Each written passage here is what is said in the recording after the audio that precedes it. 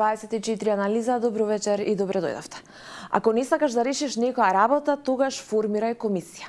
Овој познат цитат од Винстон Черчил во Македонија не ни може да се искористи се уште, бидејќи власта и опозицијата се уште неа ниту формира експертската комисија што треба да ги расчисти инцидентите од 24 декември и обврска и на ВМРО-ДПМН и на СДСМ од Мартовскиот договор за излез од политичката криза. 2,5 месеци секојдневни средби во вилата на председателот Иванов, на генералните секретари на ВМРО-ДПМН и на СДСМ без резултат. Од експертската комисија нема ниту трага, ниту глас. Кој не сака да се формира комисијата? Има ли таа начин после толку време и да профункционира и да даде конкретни резултати? На кого му одговара да се довлекува оваа работа? На овие прашања и дилеми вечерва ќе бараме одговори. Јас сум Душица Мрѓа, гости во 24 анализа се професорот Јове Кекеновски. Добро вечер и добре дојдовте. Добро вечер, добро вечер. Сашо Ордановски, аналитичар, долгогодишен новинар. Колега, добро вечер и добре дојдовте. Добро вечер. Господа, на почетокот токму тоа прашање. Кој не сака да се формира комисијата за 24 декември? Професоре. Па јас во една ваква позиција во која што се наоѓам сега, навистина не знам кој не сака да се формира, меѓутоа знам дека мора да формираат комисијата, бидејќи тоа е една од неколкуте точки кои што се превземени како обврска на политичките партии со склучувањето на тој мартовски договор по кој што нели се договорија да има и воредни парламентарни избори. Исто така знам дека извештајот на оваа адхок комисија нели која што треба да произлезе од нејзе, треба да биде составен дел на извештајот кој што ќе го поднесе Европската комисија во есента оваа година. Значи, повеќе од јасно дека во овој момент политичките партии играат топло-ладно една со друга. Меѓутоа едно знам што побрзо се состави таа комисија, побрзо би требало да имаме резултати и сигурно дека тоа ќе најде свое место во тој извештај што го споменувам во есента 2013 година, каде што јас сум еден од ретките оптимисти дека можеби и до крајот на годината ние би ги добиле и почетокот, односно датумот за преговорите за влез во Европската унија. Господин Ордановски, на кого повеќе му одговара оваа ситуација? Па ја мислам дека таа комисија заправо е направена целата идеја така да не може да се спроведе. Она може да на крајот и ќе биде формирана, иако гледате дека тоа тешко оди. Меѓутоа, вие имате реално две страни кои што се со висок степен на недоверба една кон друга. Имате председател кој треба да го модерира процесот кој нема никаков политички кредибилитет во една суштинска политичка смисла за да може, па дури и да наметне ако треба некои решенија околу формирање на таква комисија. Самата комисија мислам дека е камче во чевел и на Европската комисија која што ја предложи, они гледаат дека тоа тешко ќе оди. Така што ја мислам дека за разлика од професорот Кекеновски, мислам дека таа комисија на крајот веројатно нема да се формира, ако се формира нема да стигне до никаков извештај, ќе биде само уште една точка на која што ќе се прекршуваат разноразни јавни препукувања, ќе имате пропагандни активности околу тоа и ништо суштински нема да се реши. Таа работа поинаку ќе се решава и мислам дека бидејќи настаните од 24 декември се до сега во македонската демократска историја сепак најтешкиот облик на кршење на уставот, мислам дека во наскоро после паѓањето на оваа власт, кога тоа и да биде, таа работа ќе се решава поинаку, ќе се решава по судски пат. Да ве потсетам дека бидејќи мнозинството од уставните експерти се согласија дека тоа е едно грубо кршење на уставот, тие дела не застаруваат. Ја не знам кој ќе дојде после оваа власт во позиција да покренува судски процеси, меѓутоа мислам дека без разлика уште колку ќе трае ова, потоа тоа ќе оди по редовен судски пат. Добро, толку ли не може да се најде човек во земјава што ќе биде председател на таа комисија? Партиите предложија по 2 члена и тука имаше забелешки, критики од едните и од другите. Меѓутоа запна изборот на председателот.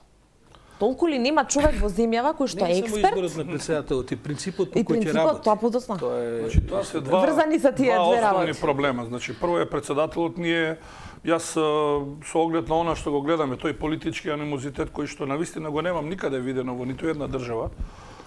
или ретко се случува таква политичка нетрпеливост помеѓу релевантните политички партии да не може да се избере човек. Неоти Република Македонија нема.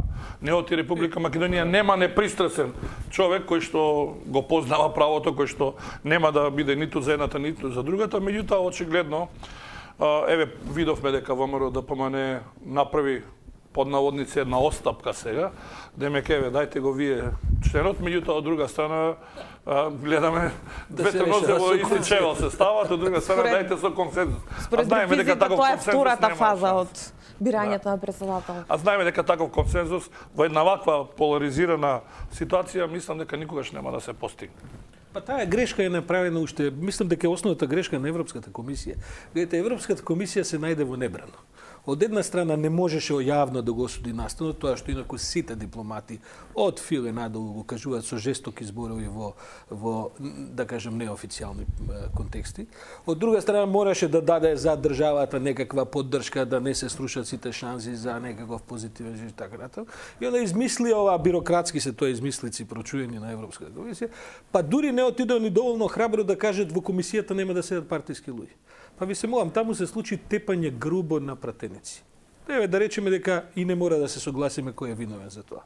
Вие не можете да очекувате дека кога се случило такво грубо тепање, дека сега треба тие истите пратеници, па ВМРО дури беше доволно дрзок да стави еклатантни, да кажем, учесници во настаните во комисијата, дека они ќе имаат доверба меѓусебна и дека ќе се договорат за нешто. Па ако отидеа на една формула да тоа биде некаква експертска комисија, во која што ми имаме традиција на седење на странци во такви тела. Странците не седат во тие тела во целокупната македонска 23 годишна традиција на назад. Не седат затоа што се поексперти од нашите, туку затоа што се мостот кон довербата, затоа што се тие кои што го гарантираат кредибилитетот на работата. Странците од тоа се повлекува и се што имате се? Кој Ѓорѓи Иванов ли че? Имаме посматрач странец. Имаме посматрач. Да, ама тоа е како да ви кажам. Без право на глас, кој што ги нотира сите тие забелешки и кој што записничар. Ако така можеме да кажеме. Така што таа е направена така да всушност не може да се направи. И сега како ќе се излезе од тоа? Па вие гледате тие не успеа дури ни за прашањето на новинарите трањето, кој е исто така едно грубо кршење уставот. Знаете како работата тргна сосема погрешно од самиот почеток. Видите, невозможно е после таков настан и после согласност да се формира комисија, председателот на парламентот да не си поднесе оставка. Па таман комисијата да каже 100 пати со печат дека он бил управо. Тоа е невозможно, тоа е непристојно, тоа е не постои таква ситуација у свет. Во неговиот парламент, во неговиот мандат, под неговото, како да ви кажем, власт се случи такво грубо тепање на пратеници. Крај на приказката, од пристојност треба да се повлечат. Тоа е моје мислење, ја не знам дали професорот го дели тоа мислење. Добре, јас неколку наврати кажав дека вината е и кај едните и кај другите. Впрочем, и комисијата, доколку се формира така како што треба да биде непристрасна, значи треба да ги обелодени настаните пред 24 и настаните на 24.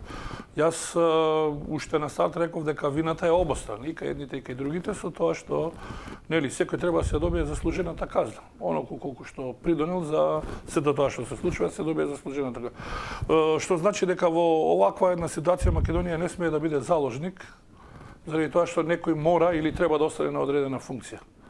Значи интересите на Република Македонија се многу поголеми отколку да некој остане на одредена функција или некој пак да не биде казан за тие случувања. Без разлика дали од опозиција, дали од позиција. Господинот Ордановски спомена. Вие велите треба да комисијата да ги расчистува и пред и по и 24 настаните целокупно. Така и пишува Мартовскиот договор. Така. Како? Кога Благородна Дулич, која што ја водеше, е председател на законодавно-правната комисија, каде што и почна сето тоа, настаните пред 24 декември, е член во комисијата. Колку е спорно? Па имате и пратеник исто кој што е член во оваа комисија и мислам дека ВМРО ДПМН има ако може да го ставиме на страна, ако веќе става треба да става конкретно инволвирана. Ја водеше комисија. Губите време со тоа, видите. На крај ви кажувам дека ќе дојде до судска разрешница. Ќе си се викаат сведоци, ќе си се направи истрага, ќе си проговорат луѓе кој какви наредби давал, што се случувало пред настаните, на настаните, ќе се пријават заштитени сведоци. И да немате гајга.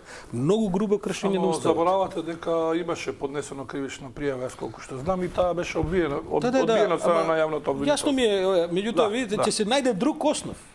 Кршењето на уставот е многу груба работа и тоа ќе се случи. Ја не знам, видите, ја не знам какво судство ќе имаме ние, ова судство 23 години да бидам искрен, можеби сега е во еден најлош период. Меѓутоа до ова ќе дојде до судска разрешница. Ќе видиме кој ќе биде тој што ќе го покрене сето тоа, меѓутоа ќе дојде. Морам да ви кажам нешто, знаете, Транспарентност Македонија пред 7-8 години, може да има 7-8 години секако, поднесе кривична пријава за еден лице за приватизацијата на ОКТА. И таа кривична пријава се уште го држи правно жив случајот. Видите, можда некој мисли дека тоа се заборавило. Ќе дојде ден кога се ќе се отвори тоа. Некој ќе одговара за тој тип на. Сигурен сум дека за овие настани ќе се случи исто. Да се навратам малку јас, бидејќи ја спомнавме дека основниот проблем доаѓа од моментот кога е потпишан тој мартовски договор. Јас мислам дека целиот проблем отпочна во овој момент кога за прв пат беше предложено формирање на комисија од страна на председателот. Значи без разлика дали председателот го респектираат или не го респектираат опозиција, сметам дека беше навистина еден разумен предлог во тој првичен момент да се направи таа комисија, која што за жал Социјалдемократскиот сојуз ја одби, ако се сеќавате, за да после повторно дојде. И мислам дека доколку беше прифатен тој предлог, ние немаше да дојдеме во една ваква цајтна ситуација. Сега сме притиснати и од времето, меѓутоа сме притиснати и од начинот на кој што мора да одлучуваат партиските војници од едната и од другата страна. И јас не гледам што толку и едните и другите се врзале за своји членови. Значи, ако сакаме да истераме правдата, ако сакаме демократија, ако сакаме да ги исполниме политичките критериуми, кои што се најважни критериуми за влез во Европската унија, ние мораме да расчистиме со овој случај. Па без разлика дали ќе има жртви на една или ќе има жртви на друга страна. Мислам, жртви под наводници. Виновници, така да се изразам. Председателот опозицијата, одлуките со консензус. Го споменавте на почетокот, ова е првиот предлог што јавно стигна вчера од власта. Опозицијата излезе со тврдење дека веќе неколку пати го одбила во преговорите. Колку е возможно тоа? Колку е возможно таа комисија со консензус да реша? Апсолутно е невозможно. Со оглед на луѓето кои што се во моментот предложени, мислам дека теоретска шанса нема оваа комисија да реши со консензус. Тоа е ствари механизма да се блокира целата работа и мислам дека е тоа, како да ви кажем, тогаш не ви треба председател, тогаш може да седи еден човек од ВМРО таму, ако одлуките се донесуваат со консензус, работата е блокирана, без разлика кој е председател, посматрач, членови и така натаму. Така што јас се согласувам дека е невозможно да се донесат одлуки со консензус.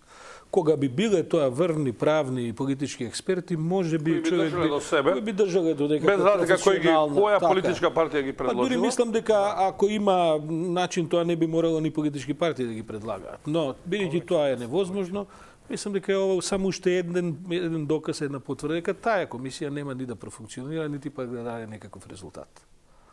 Ама ние сме обврзани сега. Како ќе профункционира? Очигледно ќе мора да го менуваат пристапот политичките партии. Морам да признам дека и тој дел не го разбирам. Со што сме обврзани?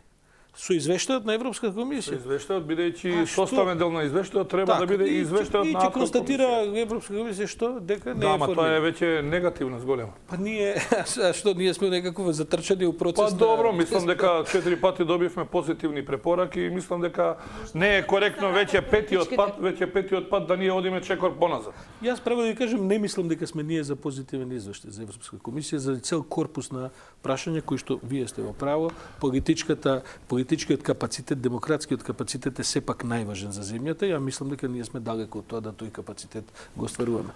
Така што ја не знам дали негативниот или не знам како ќе. Видите, на крај комисијата може и да не издаде извештај. Може да издаде извештај само кој ќе ги наведе конкретните настани што го да одбере. Тој не мора да биде ни про ни контра. Да, ма видите, ние се врзуваме за оваа комисија. Ние забораваме дека уствари оваа средба на 1 март кога беше, кога присуствуваа европските челници, таму имаме и повеќе обврски. Јас не знам после изборите наместо политичките партии да запнат малку повеќе, да ние се доведовме во една ситуација на едно политичко сило, една политичка монотонија. Таму имаме и други обврски, да не забораваме. Значи, меѓу другото јас ќе потсетам, имаме обврска да се донесе еден меѓупартиски меморандум за разбирање или собраниска резолуција со кој што ќе се потврди поддршката на сите политички партии во парламентот за евроатлантската агенда. Значи, јас не видов некоја иницијатива, ниту од опозицијата, ниту од позицијата да го покрена тоа. Второ, имаме обврски таму кои што ни налагаат да се направи постизборна ревизија на избирачкиот список. И трето или освен адхок комисијата, четврто поред ни е обврската да се вградат препораките на ОПС и ОДХР, оние кои што не се вградени, бидејќи дел се вградени, а дел не се вградени. Значи, досега парламентот можеше да функционира, меѓутоа, ние гледаме една политичка монотонија. Социјалдемократскиот сојуз се занимава сам со себе со тие внатрешни проблеми. Сите карти ги фрли во моментов кој ќе биде иден председател на Социјалдемократскиот сојуз. Од друга страна, ВМРО ДПМН некако лагодно го свати сето тоа. Туку ни обврските преземени со хлад, со разговорот на високо ниво не се остварени. Ниту се остваруваат. Јас ја пратам ситуацијата со новинарите, значи државата не направи власта никаква иницијатива да седне да разговара за низа отворени прашања со ЗНМ. Напротив, ги начека ЗНМ, предложи закон за медиуми без воопшто да бидат консултирани и да биде тој закон за волја на дискутиран. вистината ние слушнавме и министерот кој што за информатичко општество кој што го предлага нели законот и јавна администрација, не знам како точно се нарекува тоа министерство. Мислам дека јавно ги повика, ја го повика Сдруженијето да малку законот има 170 и кусур члена. Катастрофален. Прашање дали уопште треба да се седне да се разговара за тој закон. За да излезе со јасни ставови. Треба да се појде, така е, треба да се појде од договореното во хлад, дека тој закон требаше да биде дискутиран со ЗНМ на масата каде се води диалогот. Таму да се предложи потребата за донесување, да се издискутира, па потоа заедно да се предложи. Да ве вратам на експертската комисија. Меморандумот го споминавте, условот на опозицијата од кој ќе се формира комисијата да се подпише меморандумот. Споминавте дека ќе треба да бараат нов механизам. Не, видете, не знам зашто услов на опозицијата, откако ќе биде формирана адхок комисијата. Ова е една независна резолуција. Поголема доверба меѓу себе. Ние имаме неколку резолуции на Собранието на Република Македонија кои што јасно ја покажуваат евроатлантската агенда или нашата, нели, на сите политички партии и аспирации. Тие се вградени во сите програми, во сите платформи. Ова е само еден документ со кој што ќе се излезе во пресвет на преземените обврски. Ние нема ништо ново да кажеме со тоа, меѓутоа сигурно дека ќе покажеме една волја, едно разбирање кај меѓународната заедница дека еве она што го договориме, ние го исполнуваме. Значи може од таму да појдат, а не да го поставуваат како услов, ако е веќе услов. Јас навистина не го знам. Договор. Најпрвен да биде комисијата формирана заради меѓусебна доверба. Ама нека не ни чекаат другите работи. Мислам дека може тие да Рековте дека ќе треба работат на менување на механизмот, очигледно. А генералниот секретар на СДСМ најавува дека утре продолжуваат преговорите и дека токму тоа ќе се обидат да го направат. Како според вас може да се одблокира работа?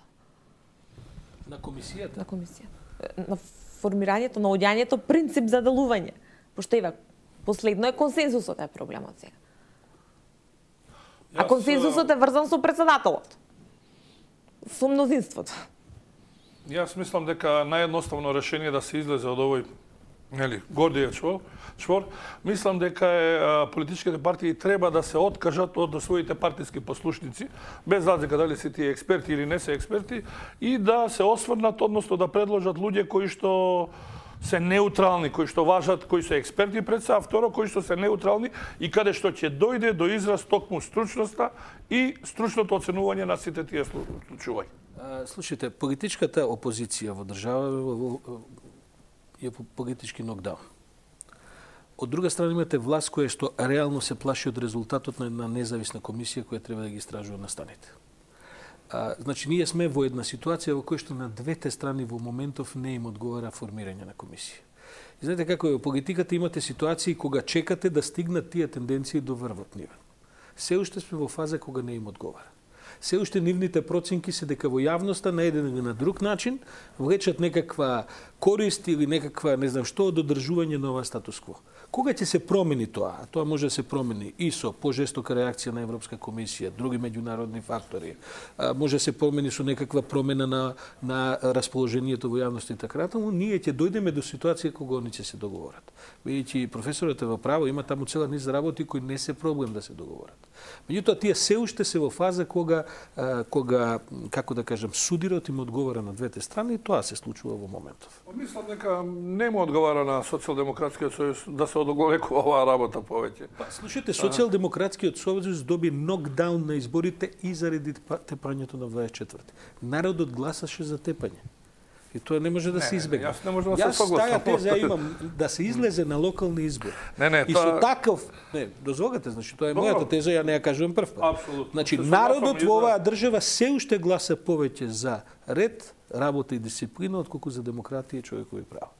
И ова гласање на локалните избори е гласање за 24-ти, опозицијата го изгуби. Па не сум сигурен, во тој дел тоа е ваше, нели, мислење, меѓутоа мислам колебливата или непринципиелната политика која што ја водеше Социјалдемократскиот сојуз. За други елементи се согласувам. Социјалдемократскиот сојуз, мислам дека е основна причина за тоа што ги изгубија изборите, за кои што ние многу пати укажувавме во јавноста што може да се случи. Јас и датемо мислам дека јавноста во Македонија се уште инклинира кон едни авторитарни да кажем институции, сака тој тип на вредности, сака сила која ќе се покаже, пуште кои ќе се тепаат политичари, се гледа не сеир на високо ниво.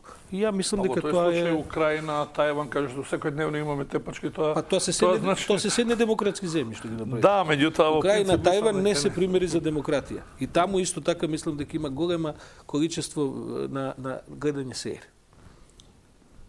Сака нашиот народ, како да ви кажам, сака нашиот народ да гледа вика добро им направи. Па немојте се испаѓа дека македонците се садомазохисти. Не македонците, македонските граѓани. Македонските граѓани не се садомазохисти, тоа се недозреани демократски ситуации. Тоа нема врска со садомазохизам. Тоа има врска со една, како да ви кажам, со една политичка истрошеност, разочараност, цинизам, има врска со една социјална несигурност, со едно губење на оптимизам. Тогаш народот инклинира кон барање на цврста рака. Тоа се случува во Македонија. Овие елементи кои ги наведувате укажуваат на тоа дека во една ваква ситуација гласачкото тело абстинира од гласање. Меѓутоа еве ние видовме што се случи. 65 скоро проценти излегува на гласање. Слушате, има контрадикција по однос. Не се согласувам дека има контрадикција. Прво и самите говориме дека тој избирачки список е проблематичен. Погледнете последната анализа која прави некаква вмровска, мислам, и не сум сигурен, денеска нешто се објави. 50 и кусур од народот се уште 45. Па да, ама кој ќе видите таму другите инклинации што ги кажуваат, се не определен. Половина од народот, а оние видите, страшно се ниски рейтинзите на партиите, вклучувајќи владеачката која што има, како да кажеме, катастрофален рейтинг со години поред. Тоа е се негде околу 20%. Тоа е друго прашање што имаат опозициите и другите партии. Но вие да владеете со 20%, па на такви рейтинзи, како да ви кажем, губеле избори во секоја демократска земја без никакво прашање. Да, меѓутоа во сите тие анкети лидерот на таа политичка партија е најубедлив и многу низок. Еве погледнете последната една катастрофална ниска популярност. 31%. Не, 30. Денешната е токму 31 наспроти 37 кои што е негативно. Не, пазите. Па еве сега ќе ви ги дадам податоци. Ајде дајте. Еве вака сега, ајде малку да. Сега јас ги запишав пред да појдам. Значи вака, ако говориме за не 31, туку 34. Наспроти 37 негативно. Црвенковски 11%, наспроти 57 негативно. Мене ми изненадува еве Дом Лиле Поповска 18 наспроти 23. Погледнете, не ме чуди можеби за Андреј Жириновски во кој момент е цифрите за тоа каде оди Македонија. Која е довербата кон власта? Видите, тоа сепак се тоа ниски рейтинзи. Мене вака, ја морам да признам дека ме изненадува после само колку е месец и пол, 2 месеци после изборите, бројката на неопределени гласачи е драстично, односно кои што не се определиле во оваа анкета. Иако јас морам да видам, кој знае како е правена се тоа. Инаку морам да видам јас реален, бидејќи јас не им верувам на анкетите, бидејќи очигледно е која нарачува анкетата, такви се и резултатите. Овда прочитав дека е од некој проект за Европската унија, меѓутоа гледам дека рейтинзите на политичарите се страшно ниски. Голем е процентот неопределени гласачи. Многу мала поддршка и за опозиција и за власт, иако таа во одредени моменти е 2:1. Меѓутоа тоа се ниски рейтинзи. Народот е разочаран, народот чека некаква нова опција која не се случува, кој знае која ќе се случи, но тоа е тоа. Председател Странец, дали е решение? Власта го одби предлогот на комисијата. Спомна и Сашо претходно дека ние секогаш кога власта вели дека тоа е мешање однадвор за внатрешни работи во земјава. А јас мислам дека и идејата на председателот во првичниот предлог беше Странец председател. Мислам дека првичниот предлог кој што го даде председателот за формирање таква комисија, мене лично не ми смета, не мислам дека е мешање во внатрешните работи, ниту на партијата, ниту на државата, и со оглед на фактот дека сите сме сведоци на таа политичка нетрпеливост, сите сме сведоци на крајна политичка пристрасност која што ги абстрахира професиите, ги абстрахира знаењето и така натаму и така натаму. Го елиминира, ако сака поточно да се изразам. Мислам дека можеби е најреално решение да биде странец. Нема шанси тоа да се случи. Бидејќи тоа реално е мешање во внатрешните работи, кои што се реално за мешање. И затоа нема шанси да се случи. Па видете сега, тогаш Европската унија исто така не се меша во внатрешните работи ако ни налага. Па затоа и вака проаѓа Европската унија како што проаѓа. Гледате како проаѓа Европската унија? На последниот состанок меѓу Европската комисија, меѓу Филе, и стана го избрка од канцеларија, па го враќа од ходник. Како да кажам, вие мислите дека тоа е проблемот на Македонија? Затоа ние имаме тепање у парламенти. Затоа што сме, знаете колку далеко од Европската унија. Со светлосни години. Така што не мислам дека е воопшто возможно да дојде председател страница таа комисија. ВМРО е една, како кажам, една народна партија, популистичка, која што е многу заинтересирана за суверенитетот кој го концентрира околу народот. Нема шанси да прифати никаква меѓународна арбитража околу овие прашања. Тие така се нервозни, тие кои би ги прашале, тие така мислам, се разбира дека мисле дека нема потреба од комисија, бидејќи се е тоа направено како што треба, пушти странец да се става. Нема шанси, тоа значи дека процесот им излегува од контрола. Кога ќе си дозволат такво нешто? Никогаш. Тоа е мојот став. А ако мене ме прашате, ја би ги ставил сите 5 души странци. Ако мене ме прашате заради, како да ја кажам, заради, ако сакате да добиете најобјективен резултат. Меѓутоа, тоа нема да се случи. Значи, политичката ситуација е таква каква што, нели, ја кажавме. Нема таму сега расположба да се дојде до комисија. Тоа ќе биде, може да се смени ситуацијата за недела, за 10 дена, можеби за 2 недели. Сега во моментов не им одговара. Не знам дали странците, јас немам тие информации, дали се врши некаков притисок. Јас наистина немам, меѓутоа официјално стигаат секојдневно пораки. Имаш од Филе, од Иво Урав, денеска е од Петар Станов, портпаролот на еврокомесарот Филе. Јас сега предлагам тука да видиме изјавата на Петар Станов. Committee of inquiry is one of the important elements of this agreement and needs to be implemented as soon as possible. So the committee needs to start its work as soon as possible and show some results. And what will happen in June at the European Council, it's not for me to comment because this is the member states and they will decide. The Commission has said what we needed to say and now we are waiting for the delivery from Skopje, obviously. Треба Европската комисија повеќе поагресивно да се вмеша. Секојдневно стигаат. Пораката е повеќе од јасна. Второ, мислам со она кратка изјава пред некој ден која што ја даде нели пред председателската и пред председателот на државата Иво Орав, јасно беше укажано сето тоа. Јас мислам дека ќе соберат сили, ќе морат, не оти сакат, туку ќе морат да соберат сили и конечно да почне таа комисија. Имаше порака директно и од еврокомесарот Филе во интервју минатата недела за Радио Слободна Европа, мислам дека беше. Видите, тоа се све суптилни дипломатски, па не се веќе ни толку суптилни, навистина ова е толку директно кажу и така. Да. Видите, 5 пари не даваат за тоа. Како да ви објаснам? Па што дека има порака? И што? Видите, они се заинтересирани за своите гласачи. Они добија гласови со тоа како се однесуваат. Зашто сега би го менувале овој начинот на кој се однесуваат во политиката?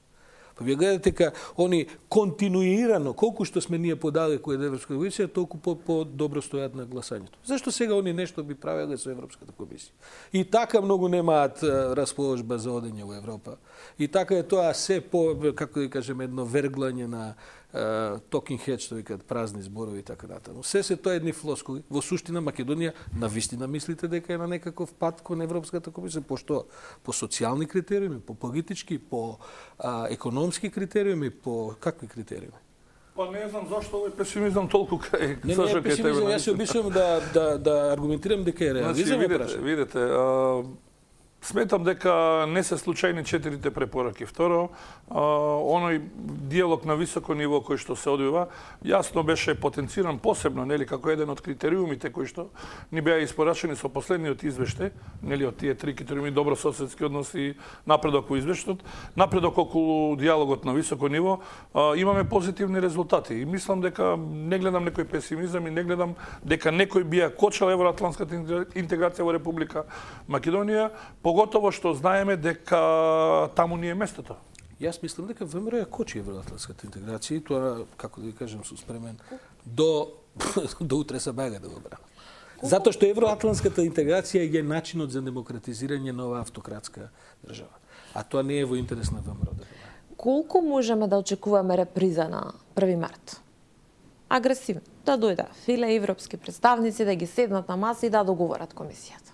Не, јас не верувам, се извинувам јас не верувам. Видите, Европа и Америка го разрешија клучниот проблем во регионот. Тоа се српско-косовските односи. Не мислам дека го разрешија дефинитивно, но направија еден жесток пробив таму. Сите други прашања кои што следуваат, а мислам дека ќе следува одредени пробиви во Босна наскоро, мислам дека ние не сме веќе во таков врв на некаква, како да кажам, агенда на Европска унија и на Америка, за да тука околу нас сега се формира некаква исклучителна нервоза, па додаѓаат да разажуваат. Ќе не остават уште нас. Ќе не остават додека не созрееме самите да цивилизирано бидеме во состојба да направиме една ваква комисија. Така што не мислам дека сега ќе дојде до некоја специјална, како е. Второ, сето тоа е сепак поврзано. Видите, Европска комисија води политика, поврзано е со шансите околу името. Значи, на Европската комисија може да ќе биде позгодно да не даде добар извештај кога ќе дојде време заради комисијата, отколку да оценува други прашања. Така што и комплексна е таа агенда која и Брисел ја игра. Јас не го делам мислењето на Сашо.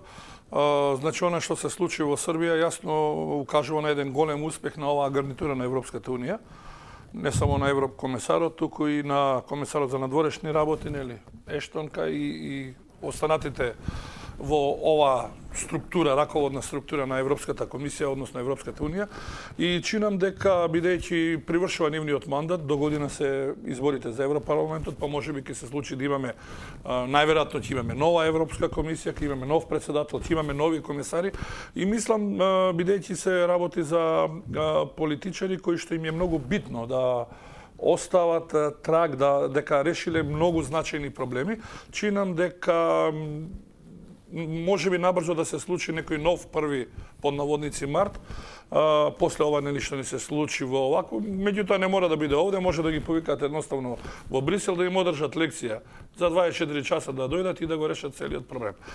Мислам дека е приоритетно на оваа гарнитура да го реши проблемот, бидејќи тоа се поени кои што одат, кои што се впишуваат во нивната биографија, поени кои што одат на нивно конто и поени кои што можат понатаму да евентуално ги остават на исто место или да добијат некоја повисока позиција. Сакам да реплицирам на Јовен, затоа што е важно ова прашање. Видите, не постигна Европската унија пробив и успех во агендата Косово-Србија. Српското раководство ново постигна. Нивната зрелост, нивната историска зрелост, би рекол, тоа е друго прашање како е градено тоа раководство за да дојде до ова. Па тогаш би можело да се спориме дали е повеќе американска или европска таа агенда, која што успеала да се пробие. Но без вакво решително српско раководство кое конечно увиде каде води патот, тоа е порака до нашите овдека раководители. Нема овдека успех ако Груја не ќе во Европа. Просто е работата. Како беше оној кој си поднесуваше оставка заменикот директор на секретаријатот за не ни треба нас министер кој што ќе биде за Европска унија, не треба премиер. Премиерот не е за Европска унија. И тоа е проста е таа работа. Он е за тактизирање, за правење поени, за калкулирање и така натаму, но ништо суштинско што на кој било начин може да ослаби неговата политичка позиција. Оваа комисија ја ослабува. И затоа е овој проблем. Јас во еден сегмент се согласувам, значи тој прагматизам кај српските политичари сигурно немаше да биде или немаше да покажат таква зрелост доколку не беше тој постојан притисок од страна на Европската унија. Притискал ни пред тоа беа. Притиска, да, меѓутоа, ај сетете се малку кога беа партнери го имаат Тадич и така, па не успеа. Истите беа притисоците, истите беа морковите, истите беа, како да кажем, овие решија дека ќе го пробијат тоа прашање. Се согласувам во тој сегмент, меѓутоа тој прагматизам или таа ширина која што ја покажа или зрелост, наједноставно ќе кажеме зрелост покажа. Јас навистина не очекував дека така ќе се случи, меѓутоа и храброст ако сакате во една ваква ситуација. Во секој случај. Да. Мислам дека е не само резултат на тоа што тие го сакаат, туку резултат и на притисокот. Едноставно тие беа доведени до зид каде што нема каде. Па затоа велам, ние не сме до тој зид дојдени. Кај нас се уште е статус квото, како ќе кажам, менито на денот. Кога ние ќе бидеме доведени до зид да мораме да направиме пробиви демократски, ќе видите како ќе започне и диалог со новинари, и комисија ќе се формира, ќе се има одговорности за криминали, за корупција и сето тоа. Сето тоа во другите земји се направи. Ние не сме дојдени се уште до тоа. Јас мислам до крајот на годината ќе може и претходно ќе дојде до една таква ситуација. Јас се надевам, јас се надевам, ама видите, она што се случува со преговорите, ова што се случи денеска со одбивањето на премиерот да биде примено од страна на Барак, на американскиот председател, и сето она што ни се случуваше деновиве, укажува дека засилен е притисокот на меѓународната заедница, вклучувајќи ги и Соединетите американски држави. И од таму јас мислам дека до крајот на оваа година ние ќе мораме да конечно го решиме проблемот со името. Јас неколку пати кажувам дека јас навистина немам информации. Јас имав информации што беше нудено и што беше правено до пред 2 години. Тогаш Груевски одби еден предлог, исто така и грчката страна. Процесот е многу затворен. Сигурен сум дека, видите, после пробивот со Србија и Косово, сега меѓународната заедница ќе се сконцентрира на неколку точки меѓу кои и проблемот со името. Но дали ќе оди тоа баш така оптимистички и дека тоа до јуни и до септември, не сум сигурен. Колку неформирањето на комисијата и неостварувањето на врските што Македонија ги превзема со Мартовскиот договор, ги споменавте, јас тука би го додала и деловникот, кој што власта си го измени сама, дека опозицијата бойкотираше, па треба повторно да се изменува, може да влијае на враќање на политичките критериуми, што Македонија треба да ги исполни. Па ние во најголем дел ги имаме исполнето политичките критериуми, останува само оној за нас несреќен консензус кој што го имаат во Европската унија. Инаку во принцип самите 4 позитивни извештаи укажуваат дека ние сме исполнили политички. После позитивните извештаи следуваше прогетниот извештај на Европската унија. Ако го прочитате и видите што се има таму, ако го прочитате извештајот на State Department и видите што се има таму, не да не го остваруваме, туку сме во некои аспекти Зимбабве.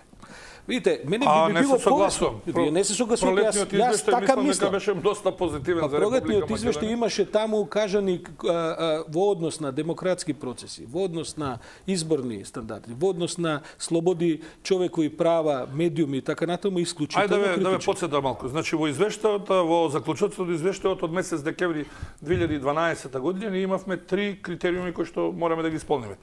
Прво беа добрососедските односи и тие беа исклучително многу јасно дефинирани и образложени од страна и на Филе и на останатите и на неговиот портпарол дека се подобрени добрососедските односи како со Бугарија така и со Грција. И да не ви ги јас ги имам тука по список да не ги читам. Понатаму интензивирање на преговорите како една од обврските гледаме со Грција, да, во однос на решавање на проблемот со името. Гледаме дека од пред нова година веќе имаме еден подинамичен процес. И што бе нема ја. И добро. Се тоа убаво звучи, видите. Се додека Европската комисија не одлучи да ја сврти страната и да почне другчие да ги каже, ќе имате вакви какви извештаи кои ние можеме до утре да се расправиме што кажуваат. Ние кога доаѓаме до таа точка. И јас се согласувам дека ние ќе дојдеме наскоро оваа година, идната година, кога ќе се сврти другата страна. Бидејќи ќе останеме изолиран случај на едно слепо црево. И тоа слепо црево на крај со некаква интервенција хируршка ќе биде политичка, ќе се решава. Меѓутоа ние не можеме да скапеме овдека, а ние скапуваме реално. Ние сме во еден лавиринт, во една слепа улица во која што дел заради наши причини, дел заради други причини, Бугари, Грци и така натаму, се тоа верете има тука дел од причини кои не се само за нас, ние сме во слепа улица. И тоа е, нас мислам дека ни следува едно влошување социјално-економско. Тоа не може да биде добро за демократијата. Ние ќе влеземе повторно во нови избори, не заборавете. Со сите овие нерашистивни работи. Тие избори ќе бидат можда оваа есен, можда идната пролет, најверојатно оваа есен. Па ние уште ни избори, ви имате министерка која вика, па добро донесовме луѓе сега од пустец, па голема работа сега гласали, имале право за. Мислам како да ви кажам. Но тоа сакав да го прашам околу изборите, бидејќи делот од Мартовскиот договор вели дека откако комисијата за 24-ти ќе излезе со извештајот, партиите ќе продолжат во добра волја, како што стоеше во документот, да седнат и да разговараат за датумот за одржување на следните избори. Се на кого не му одговара предвремени избори. На никого не му одговара комисијата, а на никого избори не му одговара. Не. Сега им одговара да ВМРО кој што вика дека тоа не стои без нешто. Сега други како точно беше да продолжат разговорите со добра волја за сите опции без прејудицирање за дефинирање на времето за одржување на следни парламентарни избори. Тоа е вистинската. Тогаш ВМРО велеше тоа не значи комисијата ќе заврши со извештај. Комисијата ќе заврши, повеќе од јасно дека ќе заврши. Па се видите, СДСМ ако не ќе нови избори, нема да има комисија формирање. Тоа е, да речеме, една очигледна траекторија на блокирање на тоа. На СДСМ апсолутно не му одговара. Така е, се согласувам. Не знам како би се одлучил некој од нив да оди на вакви избори. ВМРО ако сака да нема до крај оваа година сигурно нема да има порани. ВМРО ако сака да нема извештај кој ќе биде критички за настаните, нема да има комисија. Затоа ви велам, двете страни не се подготвени за тоа. А кога ќе бидат подготвени, на кој ќе биде принципот на кој што ќе ги натераат да се договорат, ќе видиме. Ја мислам дека во овој момент нема таква решителност, се уште ова на едно дипломатско ниво кажување на работите. Се чека, веројатно се чека разрешница и во СДСМ. Тие се на неколку недели пред Конгресот, ќе се види тоа таму како ќе се изведе, дали ќе следува распад, не распад на партијата. Колку следното раководство ќе треба да ги остварува тие обврски? Па сега, има ли обврска да ги остварува? Ако се сериозна партија, ако се сериозна партија без разлика што се менува лидерот, обврски треба да има континуитет. Сигурно. Во тој дел и да се реализираат сите превземени обврски. Сигурно, тоа е несомнено. Меѓутоа, прашање кој ќе дојде, како ќе дојде, меѓутоа во секој случај обврските мора да ги реализира. Може да дојде некакво раководство кое што ќе го спушти критериумот за инсистирање некои ставови. Може би тоа ќе биде некаква нова политика во СДСМ. Работата тешко некако. Па не знам да ви кажам, ја немам никакви големи очекувања од СДСМ, па заради тоа и немам ни големи разочарувања. И не мислам ни да се разочарувам допрва. Така што не знаеме сега таму уште врие, не се знае кој ќе превагне и како ќе биде, но може да дојде некоја комбинација кој што рече може ќе имаме старо нов лидер повторно. Можно и тоа. Се е можно, сите опции се отворени. Така е. Деловникот во собраниот кога се врати опозицијата по договорот, влада е напната атмосфера, најблаго кажано. Колку опозицијата не учествува во дискусиите, во комисиите? Слушайте, еден од најстарите пратеници го среќавам некни пред на улица, вика, јас таму не се враќам. Мене таму ме тепа, јас сум 20 години пратеник. Ја таму не се враќам, ја јадев чотек таму. Се како да ви кажа, тоа има психологија, политика. Проформа учества, власта си ги исполнува врските закони, се движат, се гласаат. Не си ги исполнува врските, си ги исполнува интересите. Деловникот никој него не споменува. Тоа е собранискиот устав. Можно ли од таква атмосфера сега и деловник да се менува? Не верувам. Јас. И ДУИ и ВМРО си владеат многу лагодно, апсолутно сите интереси си ги протуркуваат. Зашто они би сега менувале деловник, би се могат? Они ќе им кажат, сакате да присуствувате, неќе да си седите таму. Ако дојдете, може паќотек ќе ви удриме. Така што, како да ви кажам, ици тера селата таа работа без никаков проблем. Како лесно ја кажува Саша работа. Пак слушайте, како да ви кажам, имавте, како да ви кажам, во еден момент дојдовме министерката за внатрешни работи да командува со собранието. Па тоа се вика пуч. Така што после тоа, зашто шеднаш да не им удрат чотек ве муам? Што ги спречува? Има некаков проблем суштински, некој одговараше за тоа? Ништо, ќе будрат пат нов чотек. Овој пат до душа ќе се потрудат да нема снимки. Тоа толку ќе бидат памет. Иначе видите, можеше таа работа и без чотек да помине 24. Не сака да демонстрираат. Мислам дека и намерно дозволија да се види на камера дека те пат. Мислам дека тоа се дел од начинот како Груевски владее. Тоа е мојата теза. Знам дека Јове се согласи. Тоа е мојата теза. Се разбира Јове дека. Апсолутно не се согласувам. Мислам дека таму ситуацијата излезе од контрола. Тоа е основното. Ама видите, контролата ја држи власта. Тоа ти си во право, Јове.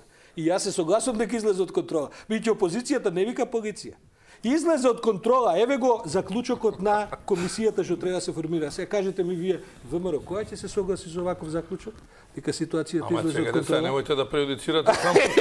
Не, јас излезе од контрола, меѓутоа излезе од контрола и од едните и од другите. Не.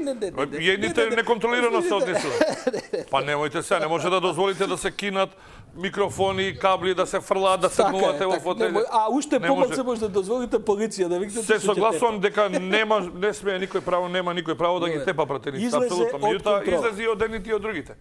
Во желбата да ги реализираат своите планови кои што претходно ги правели едните и другите, се случи тоа што се случи. Ова е причината за кој нема да имаме ние функционална комисија. И тука без разлика жалбите кои се и затоа мислам дека и притисокот од Европска комисија нема да вроди со плод.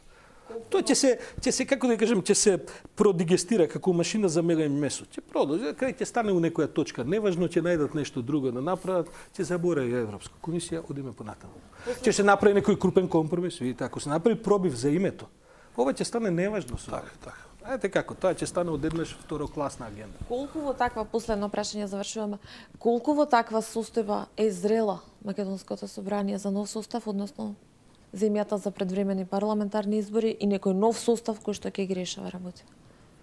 Па одавна мислам дека политичките партии треба да водат сметка кого кандидираат и не само да водат сметка дека тој мора да биде само партиски послушник, да дига и да спушта рака. Значи едноставно кога и граѓаните кога бираат треба да бираат пратеници со интегритет кои што едноставно во одредена ситуација ќе дојдат и да гласаат против тоа што наложил некој министер, ако се работи за интерес на државата, ако се работи нешто што не држи, што не пие вода, што би рекле. Така да оттаму мислам дека и ние граѓаните сме тие кои што мораме да водиме сметки. Јас затоа не се согласувам со пропорционалните, со листите, со овој пропорционален начин на избор на пратеници и мислам дека мнозинскиот му дава поголема можност на граѓанинот да одбере прав репрезент во парламентот. Поентата ми беше колку нов парламентарен состав ќе ги исполнува врските од 1 март. Па мислам дека сигурно дека една нова постава, сигурно дека ќе многу ќе подобри состојбата. Јас не сум од тие, јас неколку пати кажувам, мислам дека овој режим во Македонија нема да падне демократски на никакви избори. Тој ќе падне на демократски, ќе видиме како тоа има разни начини како тоа може да се прави. Кога паѓате демократски има само еден начин, кога мнозинството луѓе гласаат против вас. Кога паѓате демократски има многу начини, така што не верувам дека ќе дојдеме до каков било нов состав на избори на парламентот кој што суштински ќе има поразличен став. Да, ама револуцијата заврши 89-та, не мислам дека ќе биде револуција. Ја не мислам дека ќе биде револуција, но тоа е за нова емисија. Насилство не може да не мора да биде со насилство. Ја не мислам, ја кога викам дека ова нема да падне демократски, не мислам дека ќе биде насилство неопходно. А може да биде насилство, но не мора да биде насилство. Но тоа во наредната прилика предлагам да го разговараме. Ви благодарам на двајцата затоа што одвоивте време вечерва бевте гости во 24 анализа и начнавме и други теми. Ви благодарам. Почитувани гледачи, вам ви благодарам за вниманието. Останете со 24 вести. Пријатно.